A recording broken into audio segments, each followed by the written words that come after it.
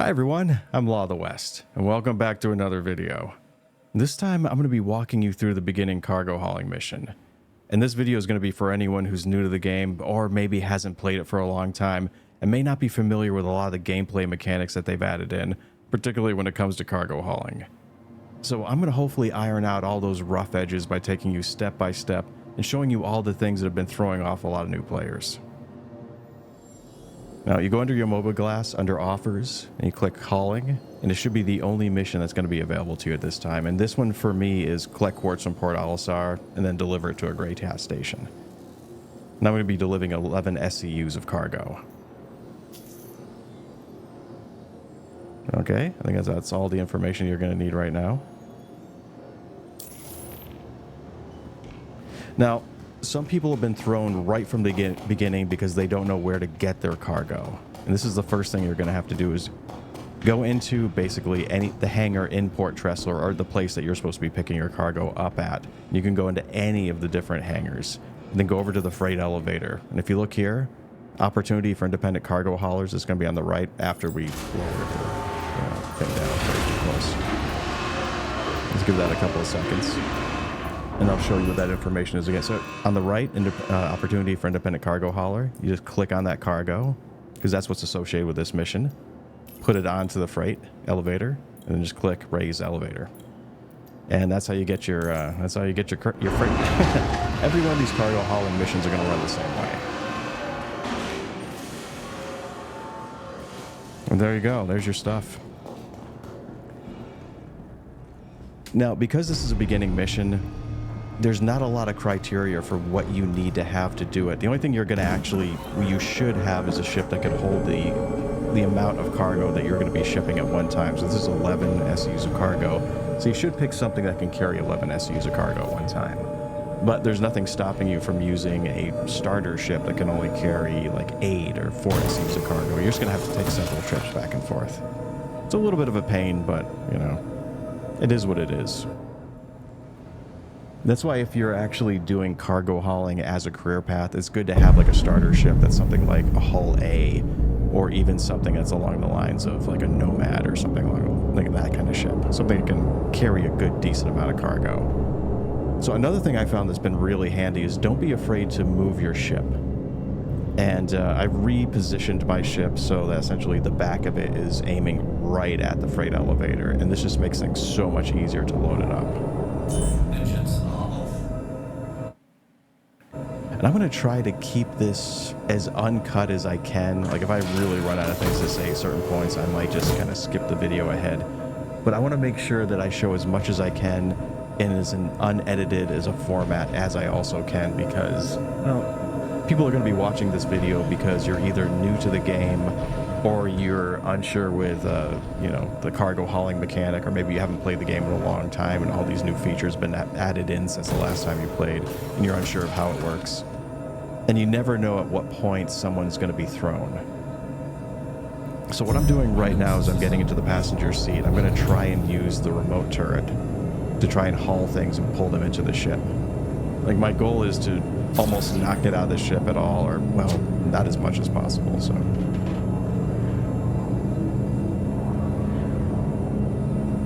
I've heard a lot of people, oh, there it goes, I just shut the door on me here. Hold on a second, we'll take care of that.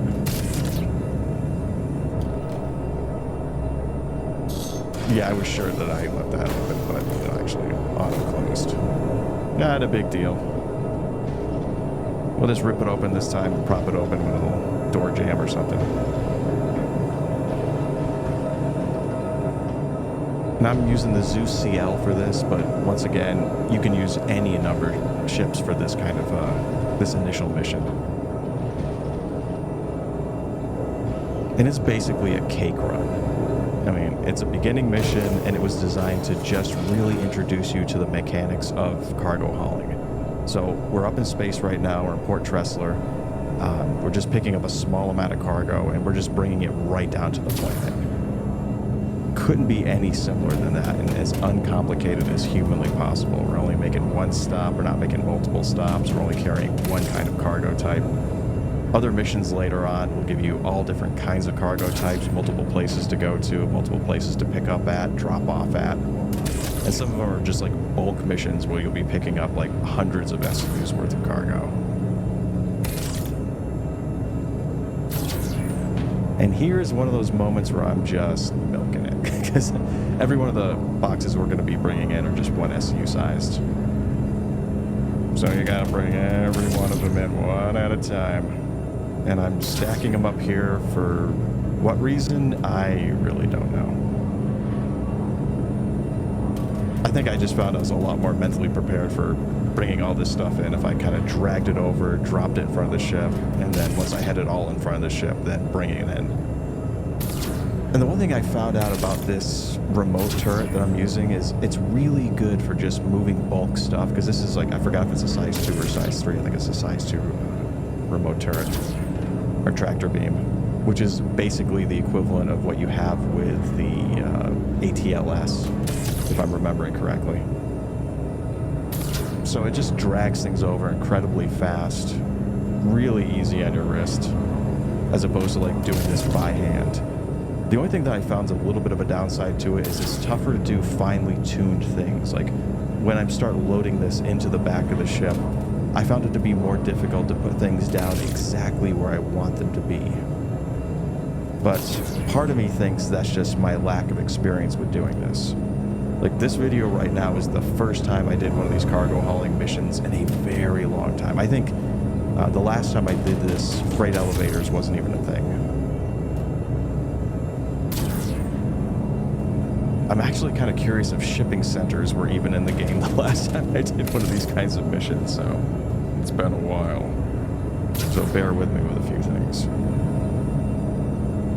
This part is all very straightforward. As long as you know that whenever you accept one of these missions, to pick up the cargo in your hangar, basically, and how to pick it up, you're good to go. That's half of the entire thing, and that's half of all of shipping, or doing shipping missions. I guess to a certain degree, just doing shipping in general, cargo hauling. Like until you get to like a hull C, then cargo hauling takes on a whole different face. But for now, up to that point, as long as you can land in a hangar, it's all like this. It's all variations on this. And let's see, I have like 2 more that are on the freight elevator. This is not Halloween anymore. On the freight elevator. And there's like 1 more that's off to the left on the ground in front of the ship. I need to put it. I'm almost done here. I was going to cut the video, but we're almost finished. I think I successfully babbled for long enough while I was doing this. The unloading process, actually the unloading process always goes by a lot quicker. And there's a few tips that, oh, okay, it helps if you aim at it there. There you go, genius.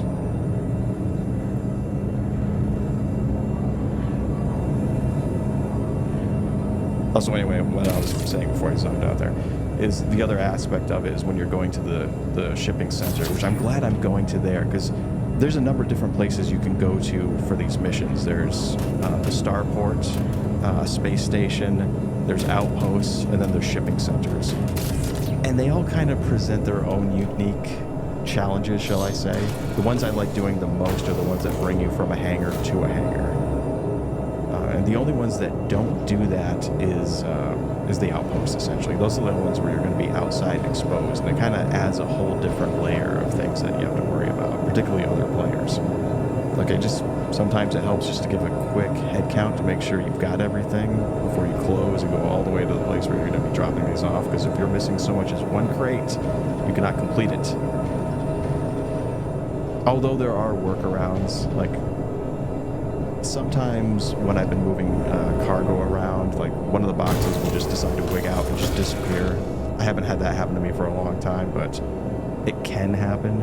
Or if it gets banged around too much, it could like collide with the ground and once again disappear, and you have no idea where it is. And if you do that, you're like, I don't want to fail the mission because of 1 box.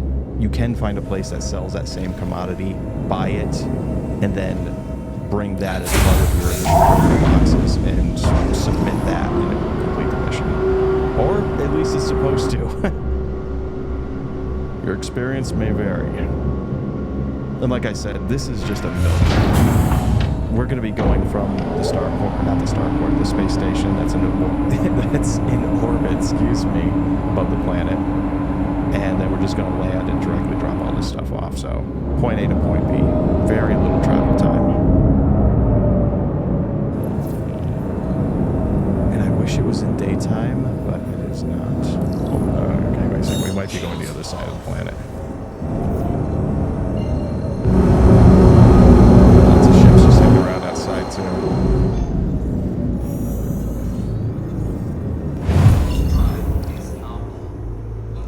That's another thing that a lot of people don't realize if you haven't played the game for a while. When you want to get to like a spot on the ground, you have to just click on that rounded icon that's just representative of the planet and go to that first, and then all the spots on the ground, the ground locations will appear for you. Not a huge fan of that myself, I'm going to be honest with you, but we'll see how that kind of pans out. I'm slowly getting used to it, so I think by the time I actually get used to it, they'll change it to something else. All right, pan up with the camera, because this is a gorgeous view of this planet. Of course, as soon as I say that, I go to the interior shot of the cockpit. There we go. Man, I love those clouds. I love how that tech turned out, and they're still working on it. Ideally, I cannot wait until I start doing storms and being able to see a storm from orbit looking down on it. I think that is just going to be straight up amazing.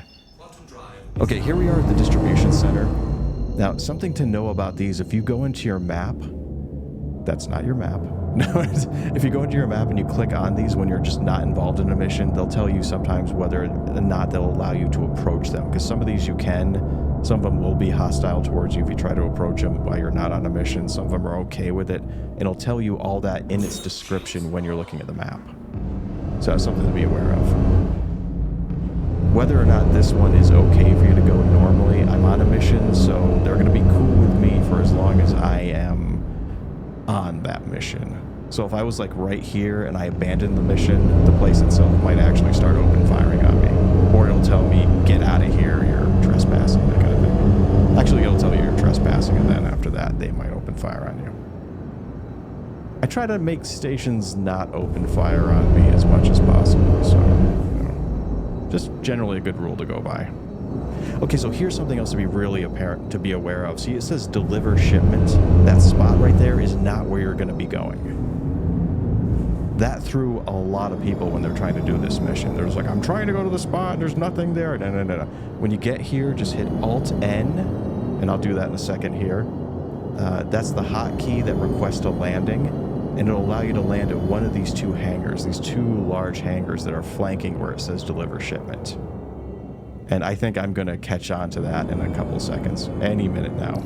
It'll dawn on me that that's exactly what I'm supposed to be doing. There we go. I requested the hangar. I believe the right one is... No, the left one is where I'm going to be going. So if everything is working correctly, the doors will open, you can land. Ah, I didn't even notice that. I believe that's a C1 there. It's over off to the right, just kind of hovering around. I don't know if this guy gives me any flack or not, I don't remember. I think this whole mission went off without a hitch. So what I do generally when I'm landing in a hangar is I'll just touch down as fast as I can so the doors shut behind me, and then I'll worry about repositioning my ship after that. Yeah, see, now I'm just going to reposition so the back of my ship is right in front of one of these two freight elevators.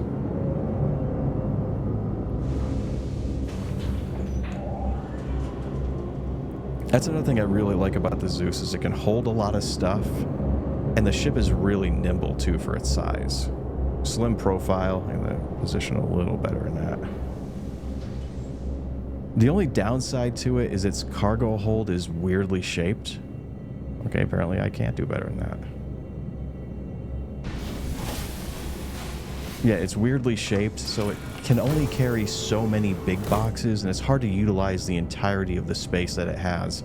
And that's only a real problem when you're salvaging or when you're doing missions like this, where you can't dictate the size of the boxes that you're going to be carrying. You're kind of stuck with whatever's there. And it sucks when you can only carry so many. Well, first of all, you need to, okay. My guy knows what's going on.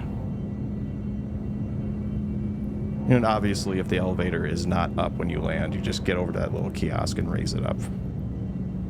Most of the time, these things are, by default, they'll be up. And then you just kind of go through the whole process of pulling them out the back and throwing it on. Yeah, I found like these built-in tractor beams to be extremely handy. It's almost like a must-have when it comes to a cargo hauling ship. And I would say security, but I mean, the whole back of my ship is open. This is not secure. And like, yeah, I could watch a guy run into the back of the ship and then run over and murder me, but you know, it would be great if you could just yank him away using the tractor beam. Like if he tried to just get past you and run inside, you'd be like, not on my watch, and just pick him up and just fling him away. But can't do that. Lame. And sometimes the tractor beam can be a little finicky about what crate it'll allow you to grab. So you have to, you know, if it won't let you grab one, just grab one that's adjacent to it. Chances are it'll be fine.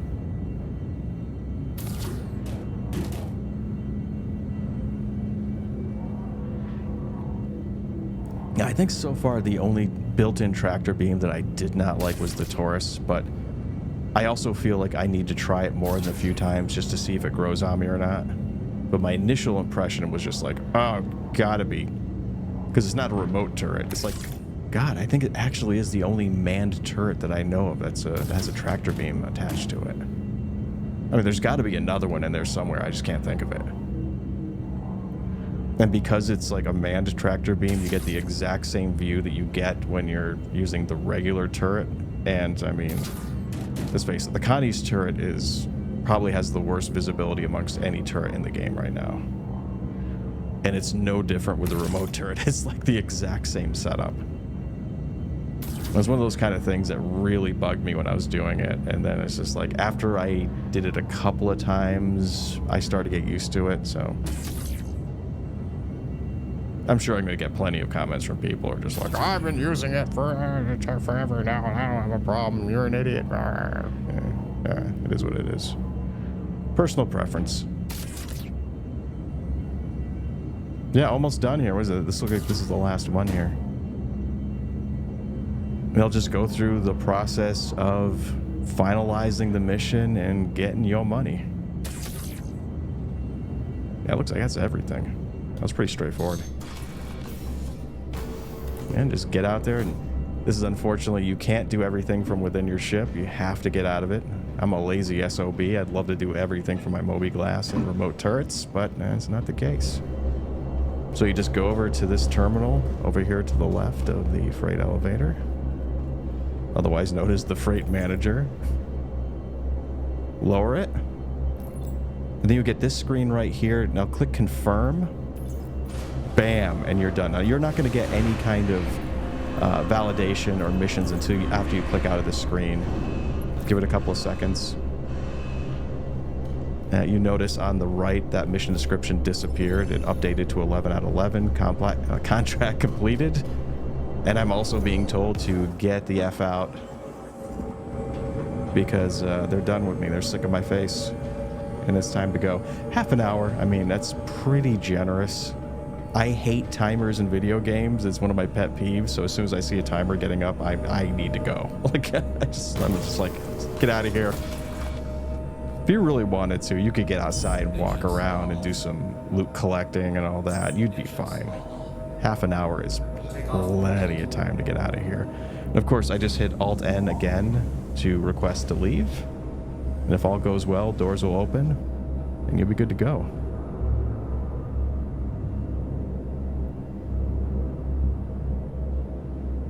World's slowest doors. Doors, elevators, and ramps in this game just really like to take their time. I swear they are paid by the hour.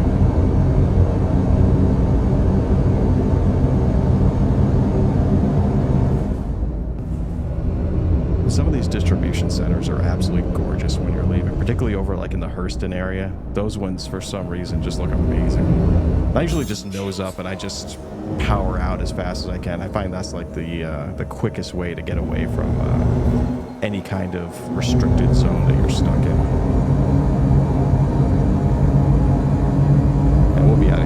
seconds. Yeah, leaving property, good to go. Look at the altimeter. It was like 17. We're just trying to see how far up in the air you have to go before you get out of their sphere of influence. And for me, I just went right back to my port of call that I was just kind of hanging out at. And that is basically the end of this mission. All the other ones are just variations on it. As a matter of fact, I'm going to do videos that revolve around just, that was not even a junior grade mission. That was technically the starter mission. Then their junior grade after that. And then I forgot what well, let's take a look at the rep here. Okay, so it's trainee, rookie. We were trainee. Then junior, and it keeps going. There's like 4 more after that. We'll see if I scroll down or not. Hopefully I do show them all off. There we go. Member, experienced, senior, master. And they just have varied degrees of difficulty. They just increased amounts of cargo that you're going to be pulling out, and it's also like more stops you're going to be going to. Things like that. Well, that's it for this video. Thank you very much for sticking around with me. I've been your host, Law of the West. Thanks for watching. Take care, everyone.